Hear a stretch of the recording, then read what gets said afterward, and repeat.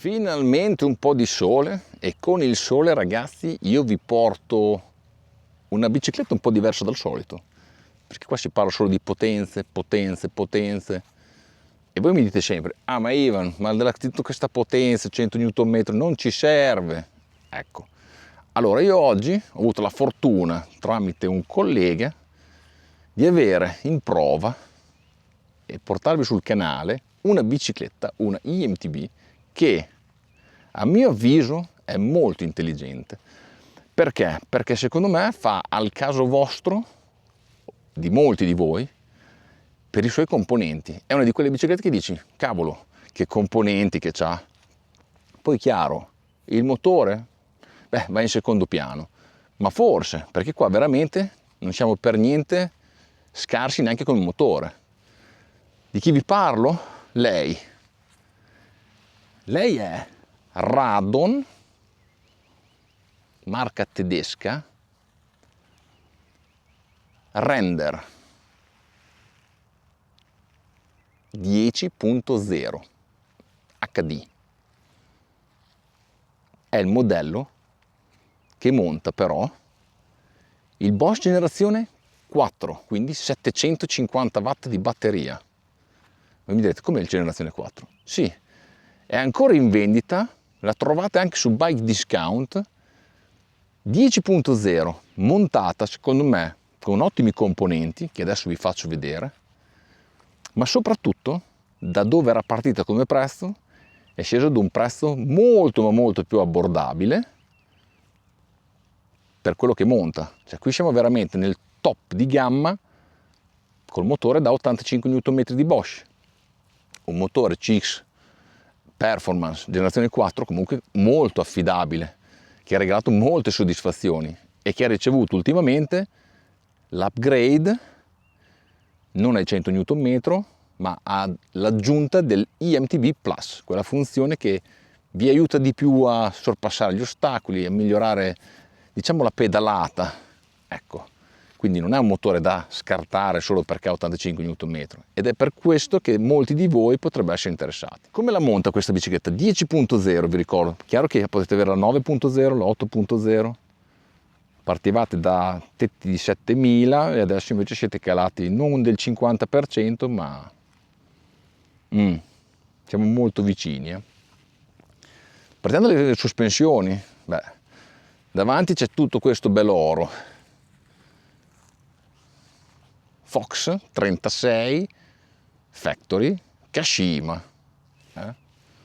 Insomma, presentazione niente male, 160 mm di escursione, e dietro invece lui, sempre Fox Float X Factory, trattamento Kashima, 140 mm di escursione. Ecco, quindi non è un'endurona. Se volete l'enduro, naturalmente pagando un po' di più, modello Radon Deft. Anche lì, a seconda dell'allestimento, 10.0, 9.0, 8.0. Questo è una tuttofare, diciamo, trail all mountain. Poi, naturalmente, Bosch CX, generazione 4, come vi dicevo, con il suo tastierino e il Kios 300. Vi dà tutti i parametri che voi cercate, in uno schermino comunque molto contenuto. A mio avviso non è una posizione ottima, scusate che magari non mi vedete perché sono contro sole, perché è proprio qua sopra. Nel caso andiamo a capottarci, io magari lo metterei qua da qualche parte qua sul fianco, per tenerlo magari un po' più coperto. Comunque Kiox 300, piccolino, compatto, niente male direi. Il manubrio Raceface 800 mm, quindi bello largo. Poi passiamo al reggiseno telescopico, anche lui bello dorato col Kashima, anche questo Fox 29-29 i pneumatici, quindi non abbiamo la mallet, montati con Maxxis entrambi, il cambio della SRAM Eagle X01 wireless con la sua batteria qui di dietro, ecco qui vedete, quindi non viene ricaricato dalla batteria della bicicletta, avete appunto bisogno della sua batteria. Il telaio è in carbonio, ma il carro è in alluminio. Peso reale, così, con i pedali, con le camere d'aria, con questi pneumatici Maxxis, 24,6. E per finire vi dico dei freni. I freni sono dei Magura MT7. Ecco, gli MT7 che mi hanno, tra virgolette, sorpreso, perché l'anno scorso ho provato gli MT5 e non mi erano piaciuti per niente, era doveroso dirlo. Beh, i MT7 invece mi sono piaciuti parecchio, 220, 203 di dischi, insomma il mordente lì c'è, si sente, e quindi qui non niente da ridire sul potere frenante. La batteria è nascosta qui dentro, come tutte, qua sotto, 750 watt, caricatore a 4 ampere, ha una soluzione un po' particolare perché la protezione non ha viti, niente, ha un incastro qua sopra e un elastico qua sotto. Vi ripeto, costava intorno ai 7.000 euro, andate a vederla. Beh, sono passati un po' di giorni insieme, in compagnia direi, con questa Radon Render 10.0 750, e adesso è venuto il momento di raccontarvi quello che è la mia opinione su questa bicicletta, che ha componenti davvero ottimi ad un prezzo direi molto ma molto accessibile per quello che è il mercato di oggi, chiaramente avendo alcune piccole rinunce. Sì, ve l'ho già detto, motore generazione 4 di Bosch, 85 Nm, un motore che non avevo ancora provato e comunque mi ha stupito per la sua silenziosità. Ok, generazione 5 è molto molto silenzioso, ma anche generazione 4, ragazzi, non potete dire che è molto rumoroso. Mi sono davvero impressionato, soprattutto appunto in modalità turbo, perché si sente il giusto, in una maniera più che accettabile direi. E poi spinge, ma è anche abbastanza ingordo secondo me. Non so se è il discorso del mio peso, ma mi sembra che gli piaccia mangiare la batteria. Dunque, questa Radon, vi ho detto, ha la peculiarità della batteria del 750 invece che dell'800, che appunto è accoppiata con generazione 5. Vi ho parlato già della copertura qua sotto, questa, che è appoggiata qua e fissata con l'elastico qua sotto. Ecco, un elastico che appunto limita completamente alcune vibrazioni che possono avere le plastiche appunto della copertura. Ha la pecca, che è facile da smontare forse, sì, ma tanto la batteria non ve la fregano perché la batteria è chiusa, è bloccata con la chiave apposta, una chiave proprio, come quella per aprire le porte, non una brugola, niente. Quindi vi vuole la chiave per smontarla e vi vuole sempre la chiave. Perché?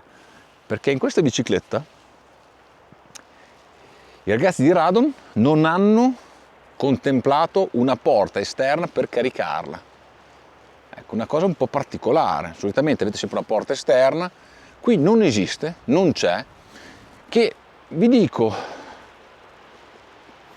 non la vedo proprio come lato negativo, perché comunque hai la possibilità di smontarti la batteria e portartela su in casa, hai comunque la possibilità di smontare la batteria e metterla di fianco alla tua bicicletta per caricarla, quindi la porta esterna magari, sai, se frequentate molto il fango o comunque lo sporco, magari vi finisce qualcosa dentro ai contatti, l'acqua, eliminandola, beh, potrebbe essere anche non così negativo, quindi non gridiamo allo scandalo.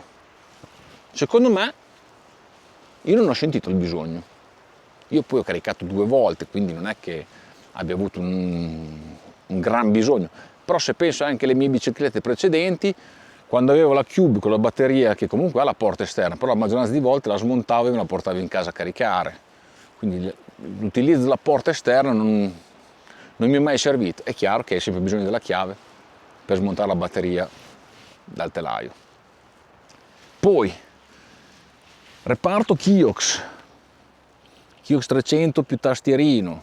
Allora, io personalmente non sono un amante di tutti quei display lì, non ho bisogno di tutte quelle informazioni lì, e quindi vi ripeto, se ci fosse stato anche la barra qua che vi dà solo il livello di batterie, io sarei stato più che contento. Perché? Perché non mi serve. Anzi, è solo un oggetto che magari si può rompere in caso di caduta.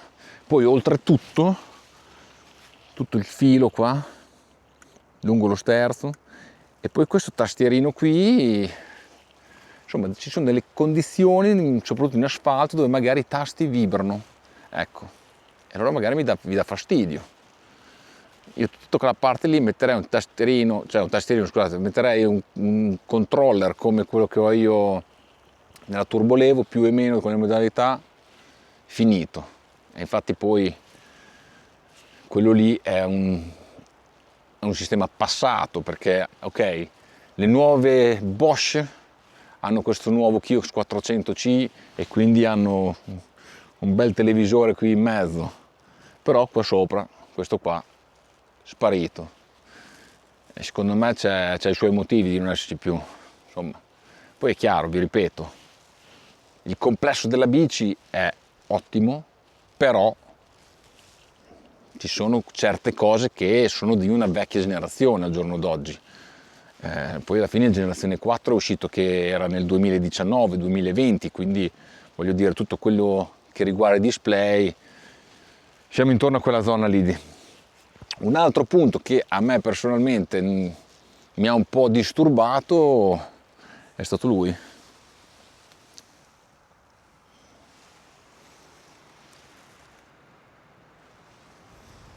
Eh sì ragazzi, il cambio wireless, non mi sono trovato come già pensavo, non mi sono trovato bene, non mi trovo bene col cambio wireless, perché ho preso la bicicletta e ho dovuto pensare alla batteria, perché la batteria era scarica e quindi ho dovuto ricaricarla. Veloce, rapido, sì, cambia direi abbastanza più velocemente rispetto al cavo, un filo però più preciso. Ogni tanto si sentono un po', insomma, i passaggi, e quindi per quella cifra e soprattutto per tutto quello che c'è dietro, batteria, l'applicazione, non lo so. Oltretutto mi è capitato appunto nel tastierino qui, nelle 2 levette del cambio, di non sentire, ho preso delle sollecitazioni e ho toccato il cambio inavvertitamente. Cavolo, cambia subito. Non hai quella corsa un po' più lunga che caratterizza poi il cambio a filo. Chiaro, per uno sportivo che magari fa le gare, avere una cambiata talmente rapida, anche solo con un minimo contatto, magari è utile. Io delle 2 mi ci sono trovato male, non mi ci sono trovato tanto bene. Poi il resto della bici invece ragazzi, questi componenti, con questa cifra, diciamo che secondo me c'è poco da pensare in negativo. Un'ultima peculiarità di questa bicicletta è che lo sterzo non si gira completamente, lo sterzo ha l'arresto, tutto a destra, tutto a sinistra, si ferma, non ruota. Anche quello, insomma, una cosa che non si vede in tutte le biciclette. Per il resto invece niente da dire. Niente da dire, davvero. Mi sono divertito, è stata una bella esperienza. Spero di riuscire a portare sempre più biciclette e-bike su questo canale. Spero che voi apprezziate questi contenuti. A me non resta che chiedervi un bel like, un hype, un'iscrizione al mio canale se per voi è stata interessante questa mia prova, e ci vediamo al prossimo video, ragazzi. Ciao!